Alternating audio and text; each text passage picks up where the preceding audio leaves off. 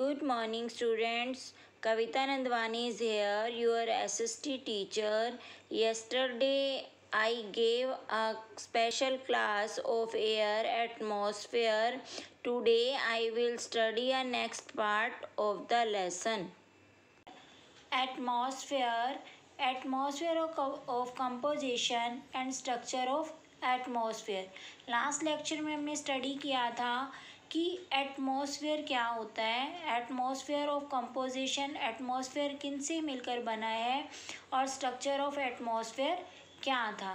Today I study a next part, weather and climate. Almost जितने भी students हैं या पर्सन्स हैं वो वेदर एंड क्लाइमेट को सेम वर्ड समझ लेते हैं कि वेदर मीन्स भी मौसम होता है एंड क्लाइमेट मीन्स भी मौसम होता है, बट इन दोनों में काफ़ी डिफरेंस है। फर्स्टली हम इन दोनों के डिफरेंस को स्टडी करेंगे। Weather is the temporary condition of the atmosphere at a place. Weather क्या है, किसी भी स्थान पर, किसी भी प्लेस पर जो टेम्परेरी कंडीशन है, थोड़ी देर के लिए जो कंडीशन होती है उसको वेदर बोल देते हैं। आप इसको एक एग्जांपल से भी समझ सकते हैं।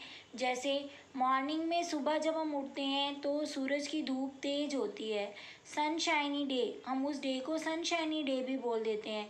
और थोड़ी ही देर में बारिश जैसा मौसम बन जाता है, हमें स्काई में क्लाउड नज़र आने लग जाते हैं, तो क्या हुआ, वेदर चेंज हो गया। सुबह सनशाइन डे था तो हॉटनेस थी, गर्मी थी, और दिन में जब आकाश में बादल आ गए तो क्या हुआ, ठंडा मौसम हो गया, कोल्डनेस हो गई। तो इट मीन्स वेदर क्या है, वेदर वो कंडीशन है जो time to time, place to place change हो जाती है। और क्लाइमेट क्या है, climate is the overall average weather at a place over a period of time. Firstly, you know that period of time and point of time. Point of time means एक particular time, जैसे morning के 5 बजे, शाम के 5 बजे, सुबह के 2 बजे, it's a point of time. But a period of time means 1 week, 1 month, 1 year, you say that period of time. Climate क्या होता है, क्लाइमेट जो होता है वो पीरियड ऑफ टाइम पे डिपेंड करता है।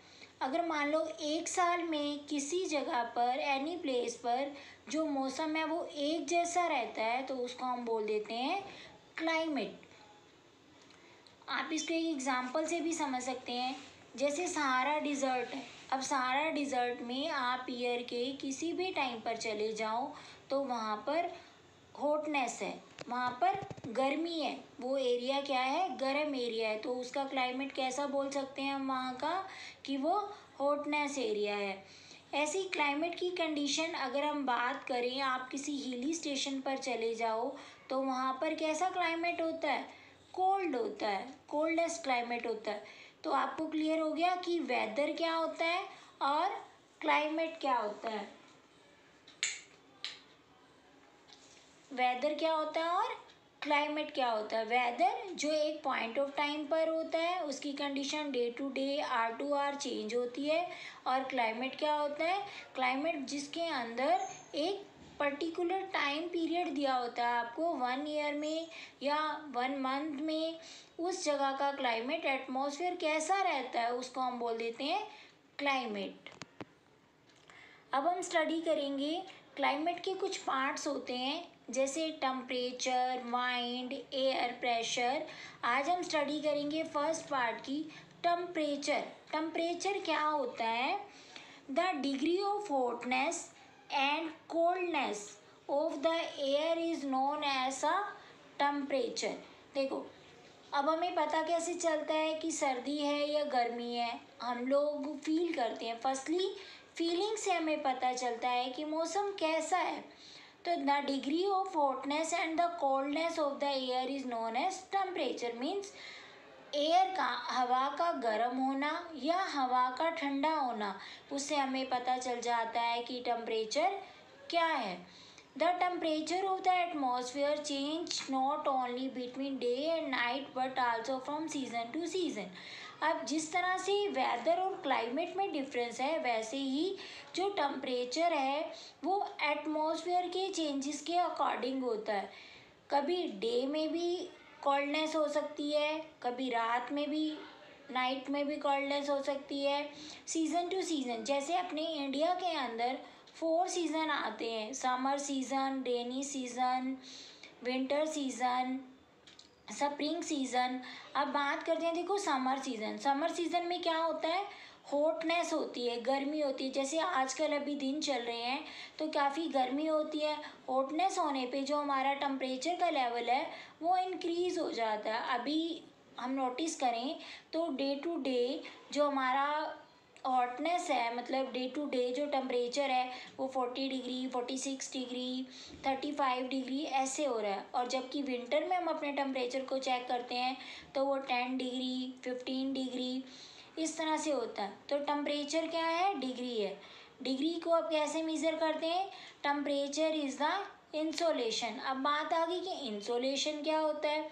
इंसोलेशन होता है जब सन की रेस, यानी सूर्य की जो किरणें हैं, सन रेज हैं, वो सीधा पृथ्वी पर आकर पड़ती हैं, अर्थ पर पड़ती हैं, तो उस प्रोसेस को हम बोल देते हैं इंसोलेशन। अगर अब देखो, सूर्य से आने वाली रेस को अगर कोई लेयर, जैसे अभी हमने लास्ट चैप्टर में स्टडी किया था कि सूरज के चारों तरफ, अर्थ के चारों तरफ लेयर्स होती हैं, जैसे ट्रोपोस्फेयर, मेसोस्फेयर, एसोस्फेयर। ऐसे ही अगर कोई लेयर आ जाती है उन सन रेज के अंदर तो सन रेज सीधी पृथ्वी पर नहीं पड़ती हैं, जिससे वहाँ का टेम्परेचर ठंडा रहता है। The amount of insolation decrease from the equator toward the pole temperature decrease in the same manner. Means अगर सन की रेस सीधा पृथ्वी पर आ रही है, इक्वेटर क्या होता है, अर्थ का मीडियोकर हिस्सा जिसको हम कर्क रेखा भी बोल देते हैं, अगर वहाँ पर सीधी सनरेज आती हैं तो वो एरिया काफ़ी हॉट होता है। अगर सनरेज सीधी नहीं आती हैं, आप यहाँ पे एक पोल का एग्जांपल ले सकते हो, तारे का एग्जांपल ले सकते हो। अगर पोल पर सनरेज नहीं आती हैं तो वो एरिया क्या रहता है, कोल्डेस्ट एरिया रहता है। मीन्स जहाँ पर सन की रेस सीधी आती हैं उस एरिया को बोल देते हैं कोल्ड एरिया।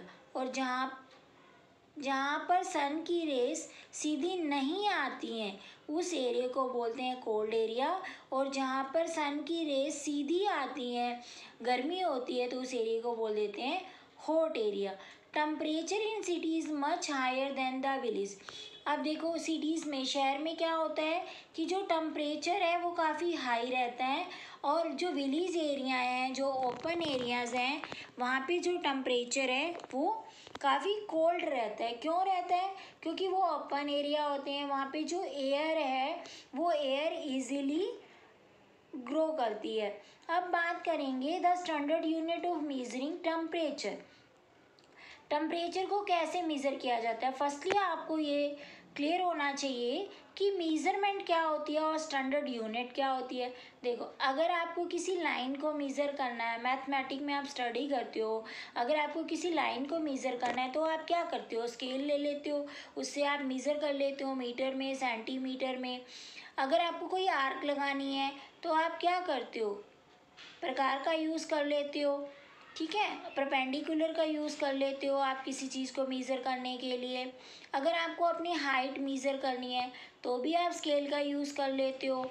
अगर आपको कोई चीज़ वेटेज में तोलनी है तो आप क्या करते हो, किलो के बाट आते हैं, आप उनका यूज़ कर लेते हो। सेम ऐसे ही आप टेम्परेचर को मेज़र करने के लिए थर्मामीटर का यूज़ करते हो। चाहे वो टेम्परेचर आपको अर्थ का टेम्परेचर नोट करना है, चाहे आपको अपनी बॉडी का टेम्परेचर नोट करना है। देखो, आप अपनी बॉडी का टेम्परेचर नोट करते हो जब आप थर्मामीटर यूज़ करते हो, तो क्या होता है, आप थर्मामीटर जब आप लगाते हो, अगर उसमें टेम्परेचर 98 फ़ारेनहाइट से ज़्यादा आ जाता है तो मीन्स आपको टेम्परेचर है, आपको बुखार है। तो आपने किससे मेज़र किया, थर्मामीटर से। ऐसे ही टेम्परेचर हॉट है या कोल्ड है, वेदर हमारा हॉट है या कोल्ड है, इस चीज़ को हम टेम्परेचर से मेज़र करते हैं। The standard unit of measuring का टेम्परेचर इज़ डिग्री सेल्सियस। देखो, अब जो वुमेन बॉडी का टेम्परेचर मेज़र किया जाता है वो फ़ारेनहाइट में किया जाता है। अब और जो टेम्परेचर आपका एटमॉस्फेयर का मेज़र किया जाता है उसकी यूनिट जो होती है वो सेल्सियस होती है। और सेल्सियस होती है, इस चीज़ को इन्वेंट किया है एंडर्स सेल्सियस ने, इसलिए इसका डिग्री का जो नाम भी है वो भी सेल्सियस रख दिया गया। On the Celsius scale the water freeze at 0 degree Celsius and boil at 100 degree Celsius. अब इसी सेल्सियस से हमें पता चलता है कि जब टेम्परेचर 0 डिग्री हो जाता है तो पानी जो है वो सॉलिड में, बर्फ़ में चेंज हो जाता है। जैसे आप देख सकते हो आपके घर में फ्रिज है, फ्रीज़र का जो बॉक्स है जब हम उसमें वाटर रखते हैं तो वो 2 या 3 आवर्स में सॉलिड हो जाता है, आइस बन जाता है। क्यों? क्योंकि उस बॉक्स का जो टेम्परेचर है वो 0 डिग्री सेल्सियस होता है। और अगर वही वाटर को जब हम गैस पर गर्म करते हैं और फुली 100 डिग्री सेल्सियस चला जाता है तो वो बॉयल हो जाता है और उबलने लग जाता है। I think you are understand temperature. What is the temperature? Temperature क्या होता है, टेम्परेचर को किससे मेज़र करते हैं। Today class is finish and next class I will come tomorrow giving a next class. Thank you student, have a nice day, you stay at home and safe.